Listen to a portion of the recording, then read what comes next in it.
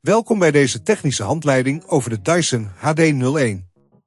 Wij zijn Kelatos Informatica, specialisten in technische reparaties. Wij halen je apparaat thuis op, voeren een gratis diagnose uit en sturen je een offerte voor de reparatie. Geen telefoontjes, geen verplaatsingen. We zijn gevestigd aan Calle Joaquin Maria Lopez 26, Madrid. Handig, transparant en professioneel. Link in de beschrijving. Veel mensen vragen zich af waarom een Dyson HD01 föhn geen lucht blaast. Dit kan te maken hebben met een defecte kabel of een probleem met de interne componenten. Als je dit probleem negeert, kan het leiden tot verdere schade aan je föhn, wat de reparatie alleen maar duurder maakt. Zorg ervoor dat je het probleem zo snel mogelijk aanpakt. Voor deze reparatie heb je een schroevendraaierset, een multimeter, een nieuwe kabel en eventueel wat isolatietape nodig. Begin met het veilig openen van de föhn. Zorg ervoor dat je de föhn van het stroomnet haalt voordat je begint. Gebruik de schroevendraaier om de schroeven aan de achterkant van de föhn te verwijderen. Wees voorzichtig en houd de schroeven op een veilige plek.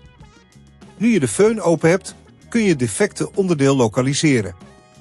Controleer de kabelverbindingen op beschadigingen of breuken. Als je een probleem vindt, kun je de kabel voorzichtig loskoppelen van de interne componenten. Let op de kracht die je uitoefent, want sommige onderdelen kunnen fragiel zijn. Als je op dit punt merkt dat het te ingewikkeld wordt, onthoud dan dat wij bij Kelatos je apparaat thuis ophalen en het gerepareerd terugsturen. Trek de oude kabel eruit en vervang deze door de nieuwe. Zorg ervoor dat je de verbindingen goed vastzet en dat er geen losse draden zijn. Gebruik indien nodig isolatietape om alles op zijn plaats te houden.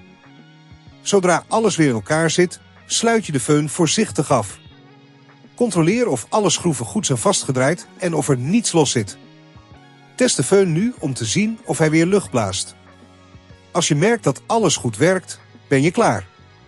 Om te voorkomen dat dit probleem zich in de toekomst herhaalt, is het belangrijk om je föhn regelmatig schoon te maken en te controleren op slijtage. Vermijd overmatig gebruik en zorg ervoor dat je de föhn niet op een vochtige plek gebruikt. Als je het risico niet wilt nemen om je apparaat te beschadigen, bij Kelatos halen wij het op, repareren het en leveren het thuis af in heel Nederland. Link in de beschrijving.